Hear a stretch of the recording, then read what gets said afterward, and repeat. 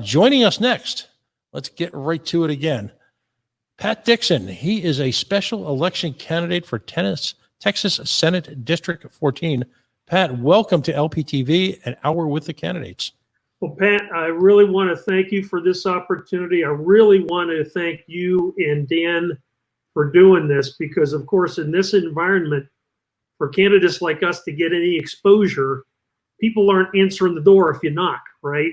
Right. With COVID, most of what I've done in my previous campaigns is block walking, and it's very effective. But if I go and knock on my neighbor's door, they're probably not going to answer. Right. Even though they like me. So what you and what you're doing right here, and your ambition to cover every down ballot candidate is phenomenal. It's amazing. So thank you so much for what you're doing. Well, and again, let me say this, and I try to remember to say this every week. I'll say this to Joe. I'll say this to you. I'll say this to the candidates we haven't met, and I'll say this to the candidates we've had on the show. Running for office in the United States in the year 2020 is an act of great. Not only is it worthy of you and worthy of the community, but it is an act of sacrifice that I think only folks who have run for office can truly understand. You're taking time away from you, your family. You're going out and meeting people in challenging times. You're taking, in a sense, unfairly the brunt of people's frustrations with current government and their disappointments and their cynicism for future government. It is act of patriotism that is astonishing on so many levels. You're opening up yourself to inquiries about your personal financial situations, your job situations, and yet, and when you get elected, and I'm convinced you guys will, when you get elected, the countless hours at nights that you're serving your community, it is an act of voluntarism and volunteering that is so precious and so important to us in these challenging times, because you are preaching a message of spiritual individuality and a message of liberty in truly one of the darkest moments in our nation's history. So I went on a little bit long there, but again, my hat's off to all of you for what you do. Now you're running for a special election. What's going on there? Did we have someone bail, or did you chase him out of office? We actually had a candidate in Rhode Island who Billy Hunt, outstanding candidate. He literally chased a guy out of office.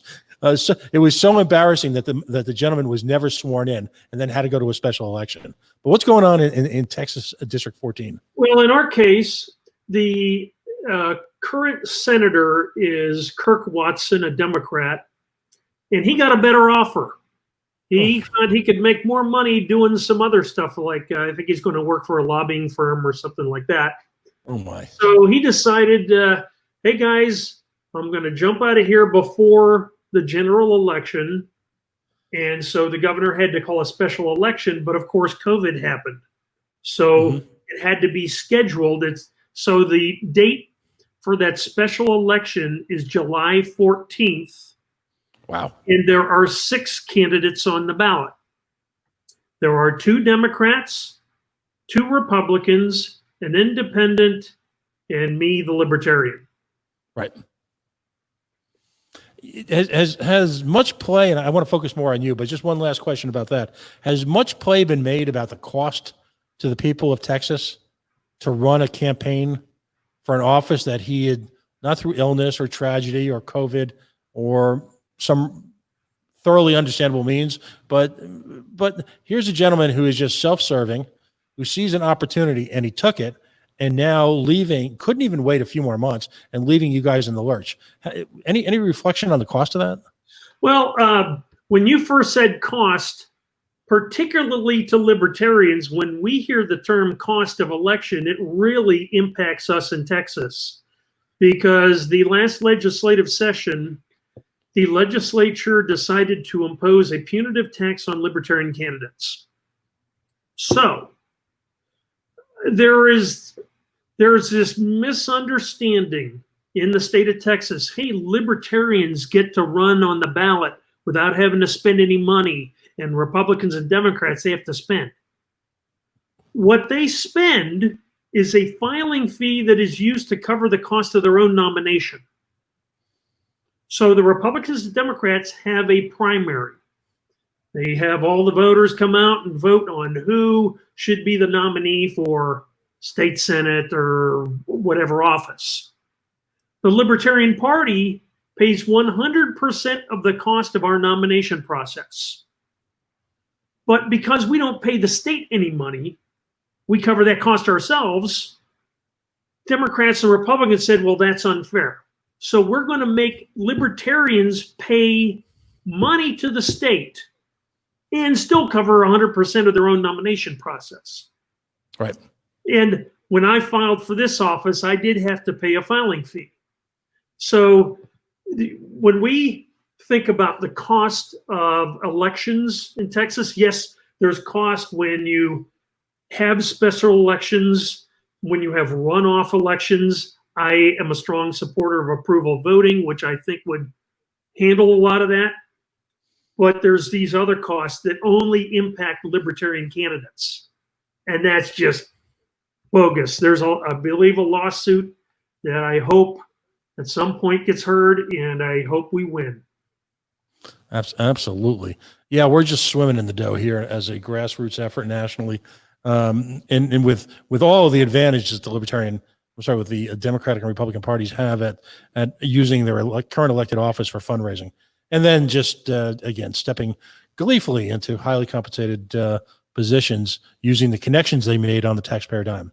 Yeah, that's certainly fair. Well, let's talk about issues in your district. Talk about, if you will, the geography of where you are in the great state of Texas and what's the economy there? What's the structure? How do people make a living pre-COVID? Okay, well, I would have loved to show you my district last weekend if we had a convention. We were so looking forward to having the national convention here in Austin. We are obviously a very popular area. So you have the map up there. It shows District 14 has Bastrop County, which is southeast of downtown Austin. And then part of Travis County is in District 14. Mm-hmm. So that's the lay of the land there. Bastrop tends to be a bit more rural, maybe more agriculture. Obviously, Austin is more high tech. And in terms of how people make a living here, my field of what I do for a living is in the industrial space, industrial automation. So I'm used to going to chemical facilities and oil refineries and paper mills and things like that. You don't find any of that really here, but you do find a lot of technology companies, even in my industry, that are based here. So it's a lot of tech. It's a lot of startup software. The University of Texas is here, which is huge, and it spins off a lot of other businesses based on research that occurs and so forth. So that's a lot of what you have here. Do you have a lot of development pressures? I would imagine with Austin becoming as genteel as it has in some perspectives, there's always that sort of like Portlandia, that kind of keep Austin weird moment. But I've got to believe from my reading that gentrification is a huge issue for some of the very people who made Austin weird. Yeah. What's going on with that in terms of elected officials, and how frustrated are people by that?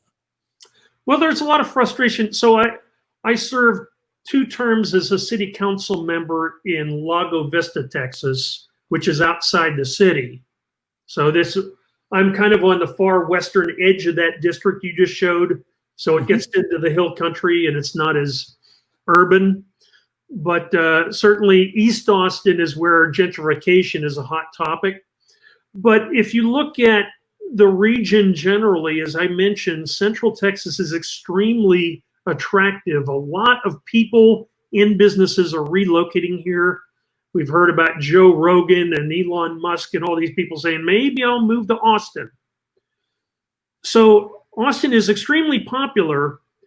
The concern I have, and I've been expressing this for a while, is it sustainable when you have government trying to stimulate growth through tax incentives and corporate welfare schemes? Yes. So The state of Texas has an enterprise fund, and they have several other funds where the governor of Texas can say, I've got some taxpayer money here. I can be the champion of the world by getting some Fortune 500 company to come in and say, I am providing jobs for everybody. Is that sustainable even if you have that job growth? You're putting more cars on the road. Who's paying for that? You're putting more kids in schools. Who's paying for that? You're pulling more water out of the reservoirs and groundwater. Who's paying for that? More demand on the energy grid, more demand on public services and emergency services.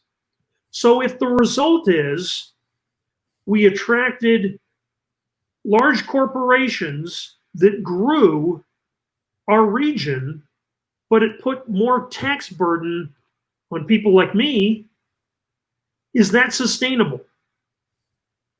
And that's the question I have to ask. There's studies that I've seen, a lot of studies that try to look at these policies and whether they provide a net jobs, and it's mixed. You see different results. I don't see studies that look at the actual impact on the region, on all the demands you put on infrastructure and who's paying for that. That's what I think we need, especially in Central Texas, but throughout the state of Texas. I want to see those studies before we continue these corporate welfare schemes. Well, it's an area that's very near and dear to my heart. It's something I've spent a lot of time on, and it is a winning issue for libertarians for a couple of reasons. First of all, the reason why you don't see those studies is because they're done, but quite frankly, they're done usually with proofs of concept as a given, such that if, for example, you're going to subsidize a sports stadium or a retail establishment, incredibly enough, every time a consulting firm is hired, usually by the developers, it provides proof of concept. Of course it will. There's always this concept that additional expenditures are going to be generated that will increase, if you will, the velocity of money throughout the local economy. And yet there's substantial proof in the dreaded private sector, particularly in taxpayer interest groups, that proves that that's absolute balderdash. There's also a question of morality, because ultimately you're asking folks, and this is how we've won with this issue out here, you're asking folks in similar businesses to use their taxpayer dollars to effectively subsidize their competition. Yes. But the real morality is it is entirely inappropriate for private taxpayer funds to be used to subsidize private institutions. It's theft. And, as a matter of fact, one of the things that happened when I was on city council that I got ridiculed for, I live in a small town where there wasn't a grocery store. Mm-hmm. Now you can go 15 miles and go to big grocery stores, but people said, wouldn't it be nice if we could have a grocery store in our town? Of course it would. And I said, well, when the market's there, it'll come. Well, what happened is there was a surprise vote on city council. There it was. I walked into city council and we were supposed to vote on a tax subsidy to a corporation that wanted to build a grocery store. We went into executive session. I said, Mayor, I'm going to vote no. And I got harassed. The newspaper made fun of me, but I had people in Lago Vista saying, you did the right thing. Mm-hmm. So when I talk about, one of the things I'm trying to do in my campaign is, it's not about what I say or what anyone says. It's about my record. Look at what I did when I was on city council. That's my resume. So I'm trying to get hired for a job. I'm showing my resume and showing you I have the qualifications. Mm-hmm. I will tell you one more thing about that issue, corporate cronyism, corporate welfare. And one of my two personal hashtags is #end corporate welfare. Ending it is something that we believe in. It's in our libertarian DNA, if you will.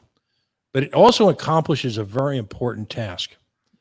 The Libertarian Party of Rhode Island is the only political party that has worked actively. We've done picket lines. We've done countless hours of testimony.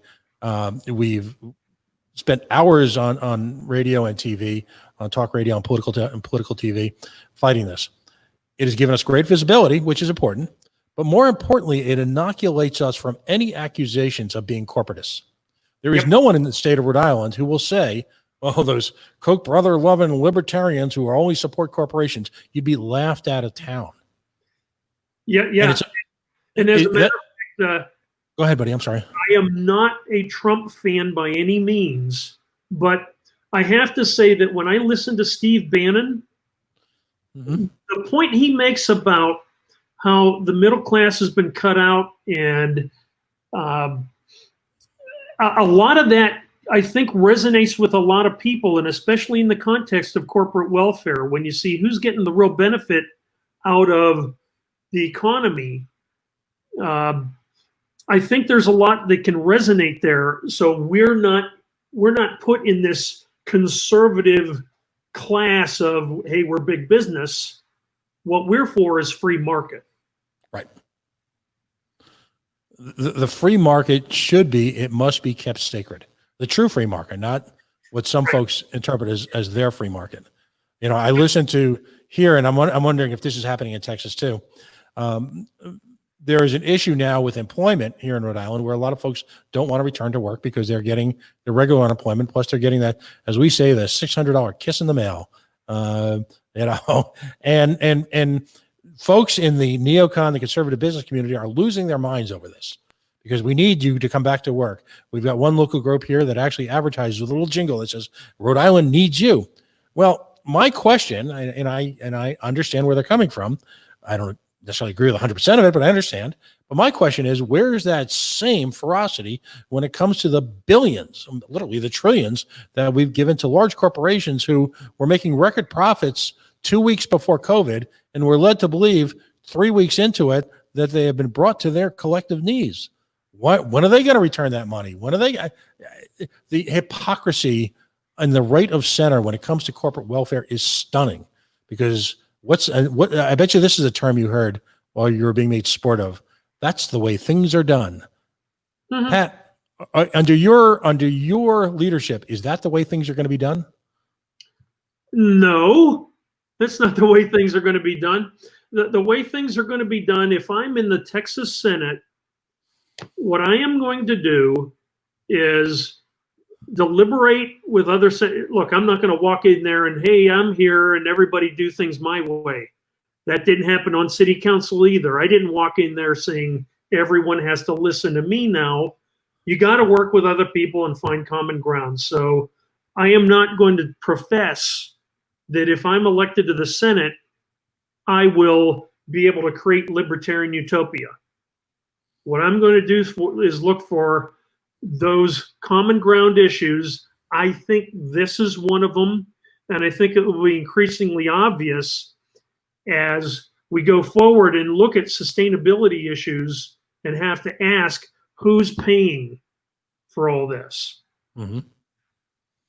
No, I'm right there with you. How has campaigning now? You're really under the gun because you've got this special election, and on top of that, you've got a national holiday in between. Then you've really got about a 5 week period where you're going to be able to campaign in some manner. How has it been going, and what are your plans coming up for the future? Well, the biggest challenge is just getting my name mentioned. When the filing date came done, there were 6 candidates that filed, and I would wake up and I'd listen to the radio and it said, well, the candidates are Eddie Rodriguez, Sarah Eckhart, and Donna Zimmerman. Half of them. They mentioned 3 out of the 6. Now, having been elected twice in this district to an office, I would hope at least they'd say, well, there's also a libertarian who's won some elections. So that's the biggest challenge, is making sure at least when people mention this election, my name is included. So I've been working on that. I ran one Facebook ad so far to try to get some eyes on my site, and we're going to continue doing that. I'm going to look for any kind of creative way to get people to look at me. And one other thing I'm doing that's different. Usually a candidate, you're told this by the Leadership Institute. What you do is you say, here are my issues. I'm the election candidate, or I'm the education candidate, I'm the anti-war candidate, I'm whatever this. I'm not doing that. I also don't have a detailed platform saying, here's every issue and what I'm going to do. I'm saying my platform is one word: logic. That's it. I want to be the logical choice. Here's my resume. Here's my abilities. If you think I'm qualified, I want to be your choice. That's it. And how is it resonating with the voters? And I know none of us really have the option very often of doing opinion polling. Right. What's your sense? How open are people for a change in your district right now? I think there is. Now, to be honest, at least since '92, a Democrat has won this district every time. The closest any Republicans come is, I think, 36%. But this is a six-way race. So you got two Democrats fighting each other, two Republicans fighting each other. So I think there's an appetite. As you said, if I had the money, you start with polling. Do people know who I am? If they do, what do they think of me? What do they think of other people? You do all that stuff. I don't expect to have the kind of money Eddie Rodriguez has. He's expecting to have $1 million. Wow. I don't think I'm going to raise $1 million. But what I get, I am going to use most effectively. This is Austin is known as weird and liberal and progressive and so forth. And I love having Austin be weird, but I wish it was not as weird politically as it is. Yeah, no, that's $1 million for a state Senate race. Yep. Holy cow. Yeah, the influence of money in politics, it's not too profound. Oof, that's plus of course the cost of even registering to be part of the election individually. And, look at Bloomberg. I mean, Bloomberg blew a bunch of money, and where is he now? So money isn't everything, but it matters. No, it certainly opens doors, and it's very, very important these days, unfortunately, to maintain at least certain veneers of quote unquote, and it's very often conflated. Somehow appearance is conflated with professionalism, which of course, as we know, is ridiculous because we've seen some of the folks that are making decisions during this period.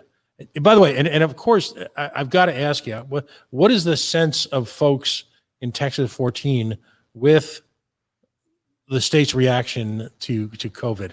I mean, you've got, by all accounts, you did have rapid shutdowns. Do you still have that, or at least I say, do you have that same sort of hypocrisy where big bar stores are allowed to open in some form and local businesses are literally being put to death as we speak?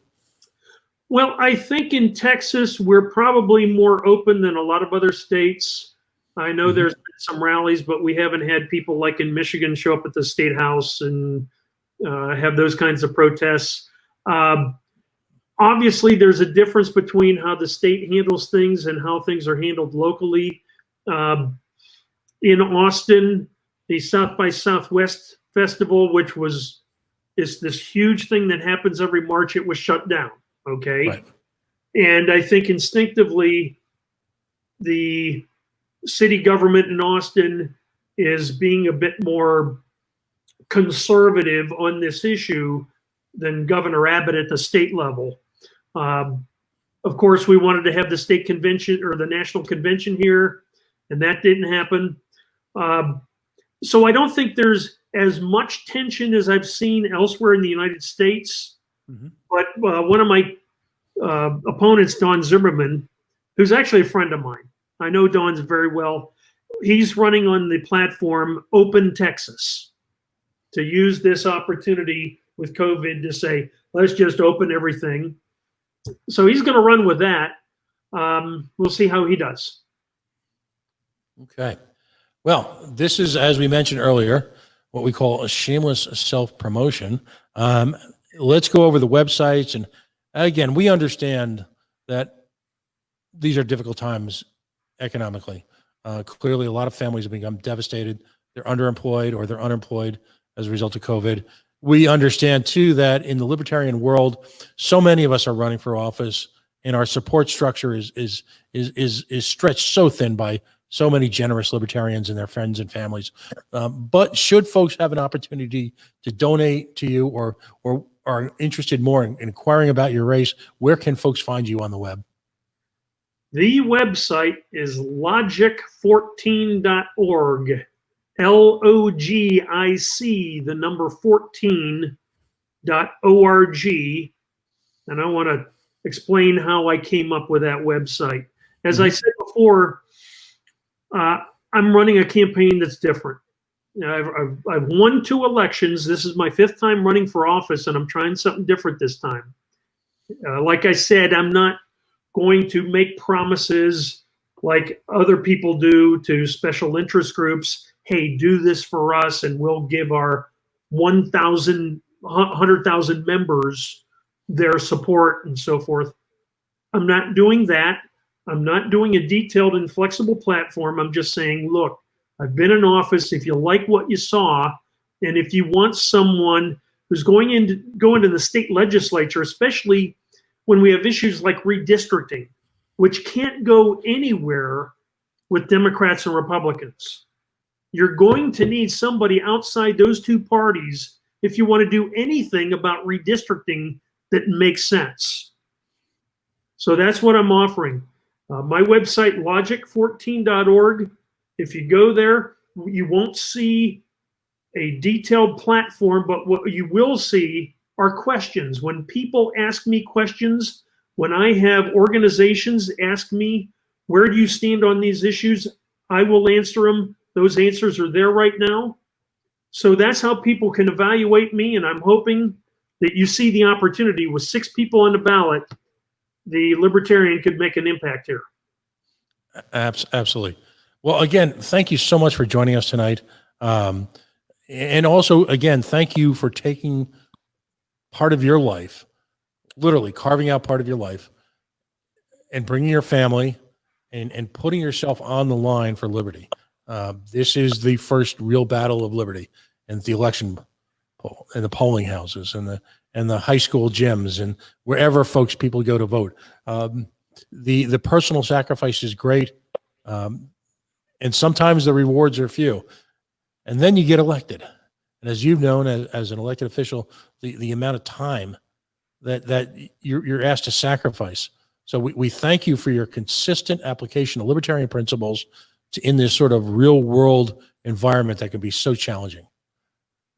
I'm going to ask Joe to come back on one more time, and if he can engage, and again, in a shameless self-promotion, if we could talk just a little bit about where we can find Joe again on the web. Joe, go right ahead. All right. Yeah. So you see there, facebook.com/Joe Hanush. You can find me on my website also. I'm very active on Facebook, though. That's definitely something you want to follow. JoeHanush.com. I just want to stress one more thing, though. Campaigns have a start date and end date. What doesn't end is your activism, the issues in your state or your county or district or whatever. Be active. In just 3.5 years of me going from just nothing as far as the sidelines, as far as political things go, to running 2 campaigns, being a regular on a opinion piece on a local political radio show. I'm also on my city's of 40,000 people in Ormond Beach, my budget advisory board there. I got appointed by my city commission there. Just show up, introduce yourself, get involved, go to your library if they have meetings there, other civic organizations have meetings there. Go there, give your opinions, get involved in your local affiliate. If you don't have one, start one. Just get involved. Hit, letters to edit. Right now, obviously, it's hard with everything going on to go in person anywhere, but write letters to the editor. Join Facebook groups online and give your opinions there. And it's all about getting the message out there. And especially as a candidate, it's an opportunity. You get to be involved in debates, and this media comes after you. They write about you. So yeah, get out there and just don't stop. Outstanding. And I'll reflect again this week briefly. I continue to be blown away by the quality of our quote unquote down ballot candidates. It's one of the reasons why Dan Fishman and I are convinced we're going to write some names in an envelope at the end of this year, the night before election. And I'm convinced that 10 years from now, whoever's doing this will be talking about one of your candidacies for either the presidency of the United States, very high office, both on the national and state and local level. Libertarians, be good cheer. Despite the challenges that we face, the controversies, the occasional squabbles, there is a great future waiting for us as a movement, as a philosophy, as a political party, and as individualists here in this country. And a lot of that rests on the people that you're meeting through this show. An hour with the candidates, Friday nights, 8 p.m. Eastern, at the Facebook page for LPTV. We'd love all of you to join us. Our goal, again, is to get every single candidate running for down ballot office on the air between now and November. We're contemplating now that the smoke is starting to clear from the convention, a second show per week. Please like us and share our Facebook page. Most importantly, share the appearances of all of these candidates who are highly professional, articulate purveyors of liberty, if you will, to the world at large. And then try, after watching this, have one of those folks outside our libertarian world try to diminish our approach and to diminish our future. I dare you. So again, a big thanks to the Libertarian Party, Nick Sarwark, chairman. A big, big thanks to Dan Fishman for his continued support, both behind the scenes and as executive producer. We'll see you next week. Thank you, Pat. Thank you, guys.